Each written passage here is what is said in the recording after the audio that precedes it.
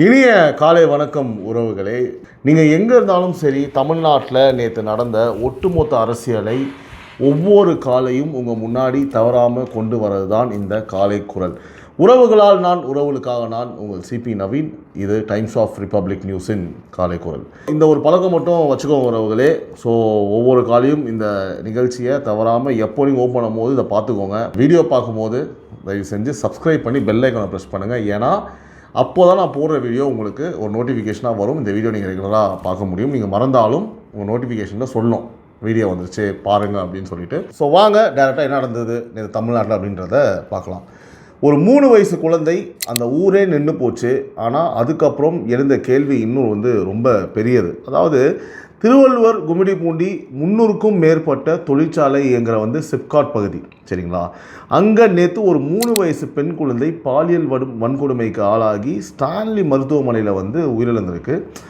பக்கத்து வீட்டிலேயே இருந்த 19 வயது இளைஞன் பார்த்தீங்கன்னா பிஸ்கட் வாங்கி தரேன்னு சொல்லிட்டு அந்த புறம்போக்கு நாய் கூட்டிகிட்டு போய் இந்த கொடுமையை செஞ்சுருக்கான்னு போலீஸ் சொல்லுது. ஸோ பொதுமக்களே அவனை பிடிச்சு போலீஸில் ஒப்படைச்சிருக்காங்க. அப்புறம் போக்சோ, கொலை உள்பட்ட 4 பிரிவில் அவன் மேலே வழக்கு பண்ணியிருக்காங்க. அதே மாதிரி திருவள்ளுவர் போக்சோ நீதிமன்றத்தில் அவனை ஆஜரும் படுத்தியிருக்காங்க. ஆத்திரமான அந்த மக்கள் என்ன பண்ணுறாங்க, 3 மணி நேரத்துக்கு மேலே சாலை மறியலில் இறங்குனாங்க. உதயநிதி ஸ்டாலின், கனிமொழி, எடப்பாடி பழனிசாமி எல்லாரும் பார்த்திங்கன்னா கண்டனத்தை தெரிவிச்சிருக்காங்க. அதே மாதிரி பாஜகவுடைய மாநில தலைவர் திரு நயினார் நாகேந்திரன் பார்த்திங்கன்னா வர வியாழக்கிழமை போராட்டம் அறிவிச்சிருக்காப்புல. மாவட்ட ஆட்சியர் சிசிடிவி பொறுத்துறேன், அப்புறம் நிவாரணம் தரேன்னு உறுதி கொடுத்துருக்காரு. உறவுகளே, ஒரு கசப்பான உண்மை, சரியாக 1 வருஷத்துக்கு முன்னாடி இதே கும்மிடிப்பூண்டி அருகே ஆரம்பாக்கத்தில் 10 வயசு சிறுமிக்கு இதே மாதிரி ஒரு கொடுமை நடந்தது. அதாவது இது ஒரு தனிச்சம்பவம் இல்லை, அதே மண்ணில் 1 வருஷத்தில் 2வது தடவை அப்படின்னா நம்ம பாதுகாப்பு கட்டமைப்பில் எங்கேயோ ஒரு ஓட்டை இருக்குது. ஸோ இங்கே கோபப்படுறது நியாயம்தான். ஆனால் ஒரு விஷயத்தை நம்ம தெளிவாக சொல்லணும். தப்பு செஞ்சவன் ஒருத்தன், அந்த ஒருத்தனுக்கு கடுமையான வேகமான தண்டனை கிடைக்கணும். ஆனால் அந்த கோபத்தை பிழைப்பு தேடி வந்த ஒட்டுமொத்த வடமாநில சமூகத்தின் மேலேயும் நம்ம திருப்பி விடக்கூடாது. ஏன்னா குற்றவாளிக்கு தண்டனை, அதுதான் தீர்வு. ஒரு இனத்தை வெறுக்கிறது பார்த்திங்கன்னா தீர்வு கிடையாது. அரசு போதைக்கு எதிராக வேட்டை நடந்தது. கடந்த வாரம் 1238 பேரை கைது பண்ணுச்சு. அதே மாதிரி சிங்கப்பெண் படை களத்தில் வேலை பண்ணது, இதெல்லாம் நல்லது தான். ஆனால் ஒரு குழந்தை போனப்புறம் சிசிடிவி பேசுகிறது இல்லை, அது போகிறதுக்கு முன்னாடியே நம்ம ஊர்கள் பாதுகாப்பாக இருக்கணும். அதுதான் இந்த அரசுக்கு, நம்ம எல்லோருக்கும் ஒரு நிஜமான சவால். ஸோ இது ஒரு மிகப்பெரிய ஒரு பிளாக் மார்க் தான். இதற்கு நிச்சயமாக வரும் காலங்களில் நடக்காத அளவுக்கு மெயினாக நான் சொன்னேன், நேற்று வீடியோலையுமே நான் ஈவினிங் பேசியிருப்பேன், தண்டனைகள் மிக மிக கடுமையாக்கப்பட வேண்டும். பாவபட்சமே பார்க்கக்கூடாது, தெய்வ தர்சனையே காட்டக்கூடாது. இவங்களாம் இதுக்கு மக்கள் எதிர்ப்பு வரும், அவங்க எதிர்ப்பு வரும் அப்படிலாம் நீங்கள் எதை பற்றியுமே கவலைப்படாதீங்க. மக்களோட ஆதரவு இதுக்கு பயங்கரமாக இருக்கும். மரண தண்டனையை கொடுங்க, உடனடியாக கொடுங்க, ஏதாவது ஒன்று பண்ணுங்கன்றேன். ஏன்னா ரொம்ப ஒரு மாதிரி மனவேதனையாக இருக்குது. ஸோ அடுத்து என்னன்றதை பார்க்கலாம். மகளிர் உரிமை தொகை வாக்குறுதி 2500, இப்போது வரது 1000. ஓகே, மகளிர் உரிமை தொகை அந்த வாக்குறுதி 2500, ஆனால் இப்போ வரது பார்த்திங்கன்னா 1000. 1500 ரூபாய் இடைவெளி எப்போ நிரம்பும் அப்படின்ற ஒரு கேள்வி இருக்குது. நேற்று முதல்வர் விஜய் பார்த்திங்கன்னா சமூக நலத்துறை ஆலோசனை கூட்டத்தில் ஒரு விஷயத்தை சொல்லியிருக்காரு. அது கூட்டம் நேற்று நடந்தது ஃபர்ஸ்ட் ஆஃப் ஆல். ஸோ கணக்கு பாருங்கள், தற்போது 1,31,00,000 பெண்கள் கணக்கில் மாதம் 1000 ரூபாய் வர வச்சுருக்காங்க. ஆனால் தாவேக்காவோட வாக்குறுதி மாதம் 2500 ரூபாய். ரொம்ப பெண்கள் எதிர்பார்த்து கொண்டிருக்கும் அந்த ஒரு தொகை. அதோட சேர்த்து காலை உணவு திட்டமும், பெண்கள் குழந்தைகள் பாதுகாப்பு எல்லாத்தையுமே இந்த கூட்டத்தில் பார்த்திங்க அப்படின்னா ஆலோசிச்சிருக்காரு நம்முடைய முதல்வர்.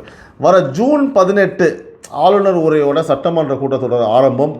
அப்போ பார்த்திங்கன்னா பட்ஜெட்டும் வருது. அதில் கண்டிப்பாக இது எல்லாத்தையுமே இம்ப்ளிமெண்ட் பண்ணுவாங்கன்னு சொல்லி நம்பிக்கை இருக்குது, மக்கள் எதிர்பார்க்குறாங்க.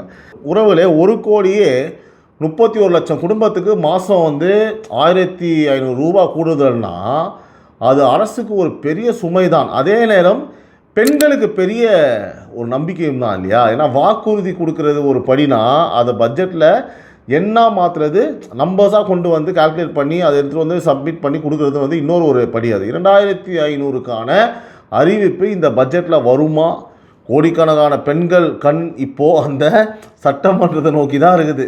சரியா? ஐயோ பட்ஜெட்டில் அது வந்துடணும் அப்படின்னு சொல்லி 2000 ரூபான்றது இட்ஸ் பிக் மணி தாங்க, உண்மையாகவே சொல்கிறேன். அது வந்து பார்த்திங்கன்னா ஒரு மளிகை ஜாமானே ஒரு வீட்டுக்கு மாதம் ஃபுல்லாக வாங்கிடலாம். It's big money. சரிங்களா? ஸோ அதனால் பார்ப்போம் என்ன ஆகுதுன்னு சொல்லிட்டு. அடுத்தபடியாக ஒரு உத்தரவு, 17,000 ஏக்கர் வயலில் தண்ணி. சூப்பர் மேட்ரு இல்லை? பார்ப்போம். முதல்வர் விஜய் அவர்கள் வந்து பார்த்தீங்கன்னா கன்னியாகுமரி கோதையாறு பாசனத்துக்கு தேச்சுப்பாறை பெருஞ்சாணி அணைகளிலிருந்து வந்து பார்த்தீங்கன்னா 150 கன அடி தண்ணி வந்து திறக்க வந்து உத்தரவிட்டிருக்காப்புல. ஸோ கன்னியாகுமரி திருநெல்வேலி மாவட்ட ராதாபுரம் கால்வாய் பகுதியில் 17,000 ஏக்கர் நிலத்துக்கு வந்து பார்த்தீங்கன்னா பாசனம். பேச்சு வேறு, வயலில் தண்ணி வருது அப்படின்றது வேறு உறவுகள். ஏன்னா ஒரு விவசாயிக்கு சரியான நேரத்தில் தண்ணி கிடைக்கிறது அப்படின்றது ஒரு மிகப்பெரிய அரசியல். ஸோ 138 நாள் 17,000 ஏக்கர், இது ஒரு ஒரு ஒரு திட்டமான ஒரு நகர்வு. ஹேட்ஸ் ஆஃப் உண்மையாகவே. ஸோ இது போல் மற்ற மாவட்டங்களுக்கும் சரியான நேரத்தில் வந்து பார்த்திங்கன்னா இதெல்லாம் தொடரட்டும் அப்படின்றது தான் மக்களோட விவசாயிகளோட கோரிக்கையாக இருக்கும்.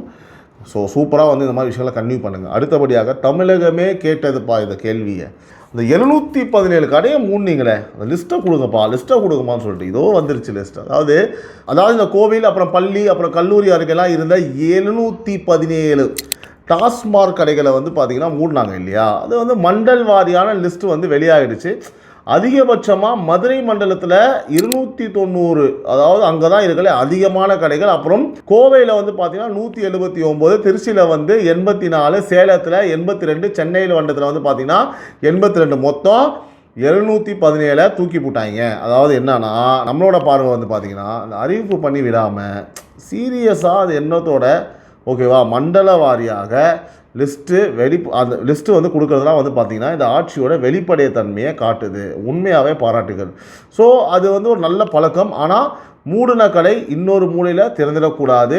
அப்படி ஒன்று திறந்தாங்க, ஆனால் உடனே அதையும் மூடிட்டாங்க. பட் திறக்கவே கூடாது.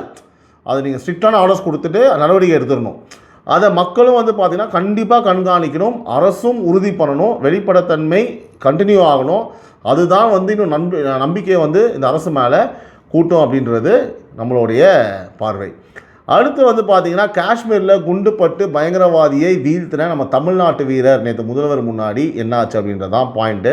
தேனி மாவட்ட இராணுவ வீரர் லான்ஸ் நாயக் மீனாட்சி சுந்தரம் 2024 டிசம்பர் 19 ஜம்மு காஷ்மீரில் பயங்கரவாதிகளுக்கு எதிரான ஒரு நடவடிக்கையில் முகத்திலையும் தோள்பட்டையிலும் குண்டுப்பட்டு கடுமையாக வந்து பார்த்திங்க அப்படின்னா விட்டு கொடுக்காமல் போராடி அந்த பயங்கரவாதிகளை வீழ்த்தினார். அதுதான் இதில் மேட்ரு. ஸோ இந்தியாவோட 2வது உயரிய அமைதிக்கால வீர விருதான கீர்த்தி சக்ரா வாங்கினவரை நம்மளோட முதல்வர் வந்து பார்த்தா தலைமை செயலகத்தில் கூப்பிட்டு கௌரவிச்சு 48 லட்ச ரூபா காசோலையும் கொடுத்துருக்காரு. அந்த நேரத்தில் அவர் குழந்தைய வந்து பார்த்தா அப்படியே அழகாக தூக்கி வச்சு கொஞ்சம் ஜாலியாக வந்து மாறிட்டாப்புல. அந்த வீடியோ ரொம்ப வைரலாக போயிட்டு இருக்குது, எல்லாமே பார்த்துருப்பீங்க.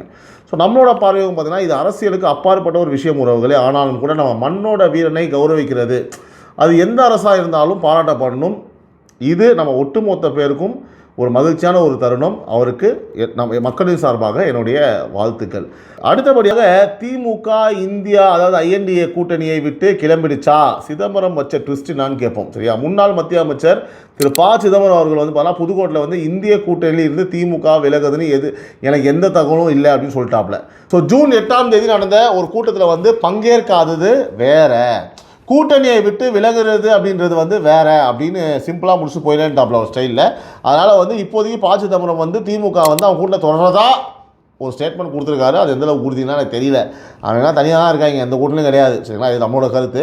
ஸோ இன்னொன்று என்னென்னா ஒரு கூட்டணி நண்பரே வந்து பார்த்திங்கன்னா சந்தேகப்படாதீங்க, விலகலன்னு விளக்கம் சொல்லணும்னா அங்கே ஏதோ ஒரு குழப்பம் இருக்குதுன்னு தானே அர்த்தம். அப்படி நம்ம எடுத்துக்கலாம். ஸோ திமுக ஒரு கூட்டத்தை வந்து தவிர்த்தது. ஸோ தாவேகா வந்து பார்த்தா அந்த INDA கூட்டணியில் வந்து சேர்க்கணும் அப்படின்றது தான் பேச்சு நடக்குது தேசிய அளவில் அப்படின்றது எல்லாருக்குமே தெரியுது.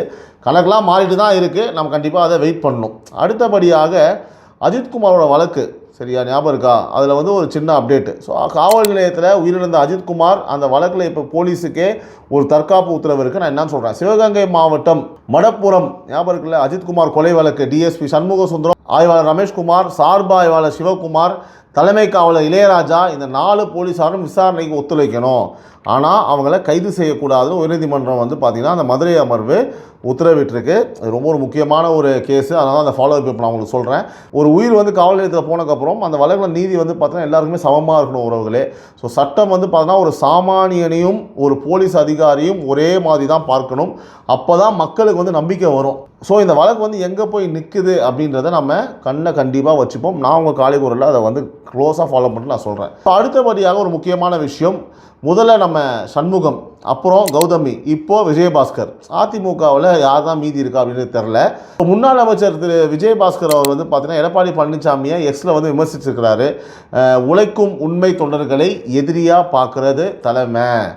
ஸோ இந்த எடப்பாடியோட புத்தியாக அப்படி தான் எதுவும் பண்ண முடியாது. இருந்தாலும் கேள்வி கேட்பதையே குற்றமாக பார்க்குற அரசியல் அது வெற்றிக்கான பாதை இல்லைன்னு எழுதியிருக்காப்புல.